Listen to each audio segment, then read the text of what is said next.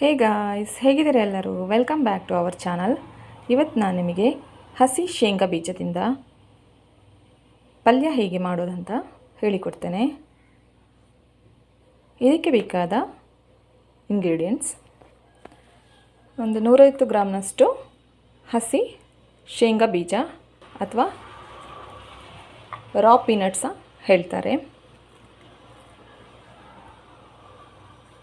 ಮತ್ತು 1 ಗಡ್ಡೆ ಕಟ್ ಮಾಡಿ ಇಟ್ಟುಕೊಂಡಿರುವಂತಹ ಈರುಳ್ಳಿ, 1 ಎಸಳು ಕರಿಬೇವಿನ ಸೊಪ್ಪು, ಅರ್ಧ ತುಂಡು ಕಟ್ ಮಾಡಿ ಇಟ್ಟುಕೊಂಡಿರುವಂತಹ ಟೊಮೆಟೊ, 1 ಟೇಬಲ್ ಸ್ಪೂನಷ್ಟು ಅಚ್ಚಕಾರದ ಪುಡಿ, 1 ಟೇಬಲ್ ಸ್ಪೂನಷ್ಟು ಚಿಕನ್ ಮಸಾಲ ಪೌಡರ್ ಅಥವಾ ಯಾವುದಾದ್ರೂ ಸಾಂಬಾರು ಪೌಡ್ರ್ ಕೂಡ ಇದ್ದರೆ ಆಗುತ್ತೆ, ಮತ್ತು ಒಂದು 1/2 ಟೇಬಲ್ ಸ್ಪೂನಷ್ಟು ಅರಸಿನ ಹುಡಿ, ರುಚಿಗೆ ತಕ್ಕಷ್ಟು ಉಪ್ಪು, 1 ಟೇಬಲ್ ಸ್ಪೂನ್ ಆಗುವಷ್ಟು ಕೊತ್ತಂಬರಿ ಹುಡಿ, ಮತ್ತು ಇದು ಹುರಿಗಡಲೆ, ಸಿಪ್ಪೆ ತೆಗೆದಿರುವಂತಹ ಹುರಿಗಡಲೆ ಅಂದರೆ, ಮತ್ತು ಇದರಲ್ಲಿ ಹುರಿದಿಟ್ಟಿರುವಂತಹ ಶೇಂಗಾ ಬೀಜನೂ ಇದೆ ಸ್ವಲ್ಪ. ಇದು ಕುಟ್ಟಿ ಪುಡಿ ಮಾಡಿ ಇಟ್ಕೋಬೇಕು. ನಾನು ನಿಮಗೆ ತೋರಿಸ್ಲಿಕ್ಕಾಗಿ ಇದನ್ನು ಹೀಗೇನು ಇಟ್ಕೊಂಡಿದ್ದೇನೆ. ಒಂದೆರಡು ಟೇಬಲ್ ಸ್ಪೂನ್ ಆಗುವಷ್ಟು ತಗೊಳ್ಳಿ, ಮತ್ತು 1 ಮುಷ್ಟಿ ಆಗುವಷ್ಟು ತೆಂಗಿನ ತುರಿ. ಇದಿಷ್ಟು ಪಲ್ಯ ಮಾಡಲಿಕ್ಕೆ ಬೇಕಾದ ಇಂಗ್ರೀಡಿಯೆಂಟ್ಸ್. ಈಗ ಮೊದಲಿಗೆ ತೊಳೆದಿಟ್ಟುಕೊಂಡಿರುವಂತಹ ಈ ಶೇಂಗಾ ಬೀಜವನ್ನು ಕುಕ್ಕರಿಗೆ ಹಾಕ್ಕೋಬೇಕು.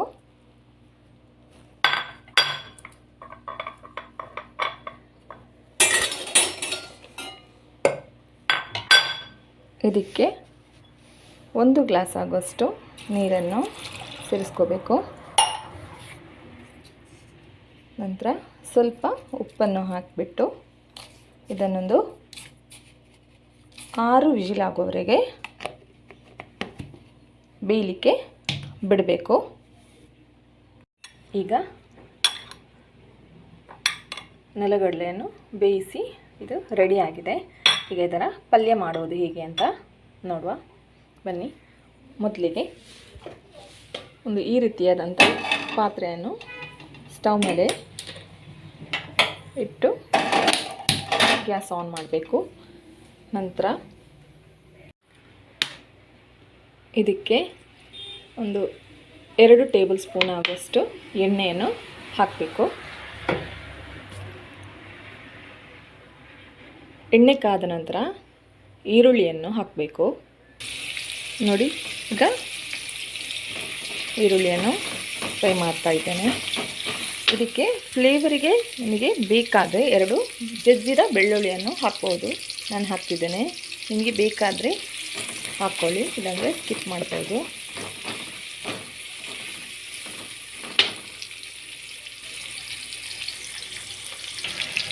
ಈಗ ಇದು ಕರಿಬೇವಿನ ಎಸಳೆಯನ್ನು ಕೂಡ ಹಾಕ್ತಿದ್ದೇನೆ. ಈರುಳ್ಳಿ ಚೆನ್ನಾಗಿ ಫ್ರೈ ಆಗಬೇಕು.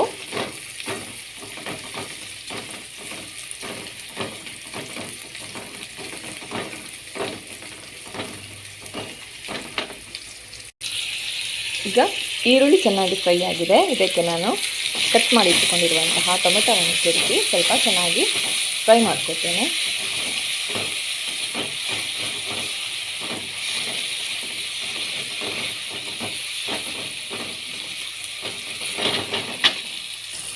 ಈಗ ಟೊಮೆಟೊನು ಚೆನ್ನಾಗಿ ಫ್ರೈ ಆಯಿತು. ಇದಕ್ಕೀಗ ಈ ಎಲ್ಲ ಮಸಾಲವನ್ನು ನಾನು ಜೊತೆಯಾಗಿ ಸೇರಿಸ್ಕೊತೇನೆ. ಸೇರಿಸ್ಕೊಂಡು ಚೆನ್ನಾಗಿ ಹೀಗೆ ಸ್ವಲ್ಪ ಹೊತ್ತು ಮಿಕ್ಸ್ ಮಾಡಬೇಕು.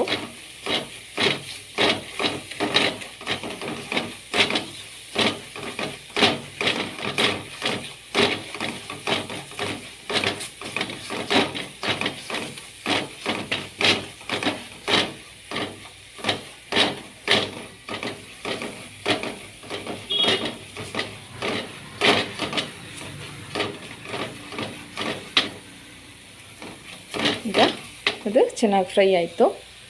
ಇವಾಗ ಇದು ಕುಟ್ಟಿ ಪುಡಿ ಮಾಡಿ ಇಟ್ಟುಕೊಂಡಿರುವಂತಹ ಹುರಿಗಡಲೆ ಹಾಗೂ ಫ್ರೈ ಮಾಡಿಟ್ಕೊಂಡಿರುವಂತಹ ನೆಲಗಡಲೆ ಪೌಡರ್ ಇದನ್ನು ಸ್ವಲ್ಪ ಹಾಕಿ ಸ್ವಲ್ಪ ಫ್ರೈ ಮಾಡ್ಕೋಬೇಕು ಎಣ್ಣೆಯಲ್ಲಿದ್ದೇನೆ.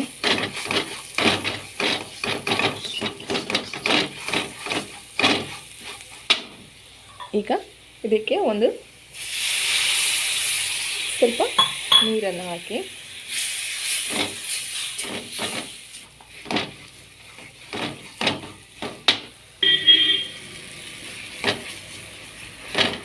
ಸ್ವಲ್ಪ ಫ್ರೈ ಮಾಡ್ಕೋಬೇಕು. ಇವಾಗ ಬೇಯಿಸಿಟ್ಟುಕೊಂಡಿರುವಂತಹ ನೆಲಗಡಲೆಯನ್ನು ಸಹ ಹಾಕಬೇಕು.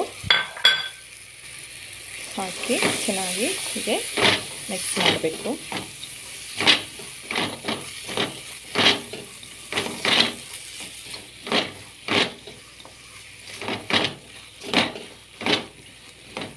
ಉಪ್ಪು ನೀವು ಬೇಕಾದರೆ ಚೆಕ್ ಮಾಡಿ ಒಂದು ಸಲ, ಕಡಿಮೆ ಅನಿಸಿದರೆ ಹಾಕ್ಬೋದು.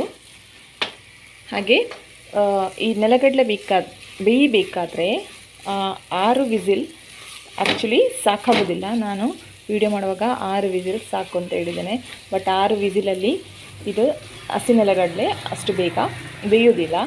ಇದು ನೀವು ಒಂದು ಸಲ ಒಂದು 10 ವಿಸಿಲಾದರೂ 10 ಸಿಟಿನಾದರೂ ಅದು ಹಾಕಬೇಕು. ನಂತರ ಒಮ್ಮೆ ಬೆಂದಿದೆಯಲ್ವ ಅಂತ ನೋಡಿ ನಿಮಗೆ ಬೇಕಾದಷ್ಟು ಸತಿ ಸೀಟಿ ಹಾಕಿಸಿ ಚೆನ್ನಾಗಿ ಬೇಯಿಸ್ಕೊಳ್ಳಿ.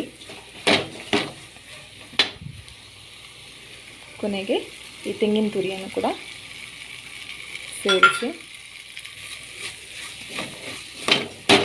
ಚೆನ್ನಾಗಿ ಮಿಕ್ಸ್ ಮಾಡಬೇಕು.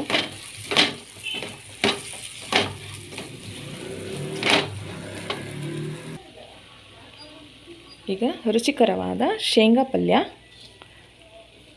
ರೆಡಿ ಆಯಿತು. ಇದನ್ನು ನಿಮಗೆ ಸರ್ವಿಂಗ್ ಬೌಲಿಗೆ ಹಾಕಿ ತೋರಿಸ್ತೇನೆ.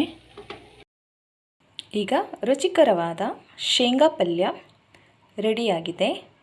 ಇದನ್ನು ಚಪಾತಿ ಅಥವಾ ಪೂರಿಯೊಂದಿಗೆ ನೆಂಚ್ಕೊಂಡು ತಿನ್ನೋದಕ್ಕೆ ತುಂಬಾ ಚೆನ್ನಾಗಿರುತ್ತೆ. ನೀವು ಒಂದು ಸಲ ಟ್ರೈ ಮಾಡಿ ನನಗೆ ಕಾಮೆಂಟ್ ಮೂಲಕ ತಿಳಿಸಿ. ಹಾಗೆ ಇದುವರೆಗೆ ನನ್ನ ಚಾನಲನ್ನು ಯಾರು ಸಬ್ಸ್ಕ್ರೈಬ್ ಮಾಡ್ಕೊಂಡಿಲ್ಲ ದಯವಿಟ್ಟು ಸಬ್ಸ್ಕ್ರೈಬ್ ಮಾಡ್ಕೊಳ್ಳಿ. ಹಾಗೆ ಪಕ್ಕದಲ್ಲಿರೋ ಬೆಲ್ಲೈಕನನ್ನು ಒತ್ತಿ ಆಲ್ ಬಟನನ್ನು ಕ್ಲಿಕ್ ಮಾಡಿ. ಆಗ ನಾನು ಹಾಕುವ ಹೊಸ ಹೊಸ ವೀಡಿಯೋಸ್ಗಳ ನೋಟಿಫಿಕೇಷನ್ ನಿಮಗೆ ಬರುತ್ತೆ. ಈ ವಿಡಿಯೋ ನಿಮಗೆ ಇಷ್ಟವಾದಲ್ಲಿ like, share and subscribe. Thank you for the watching.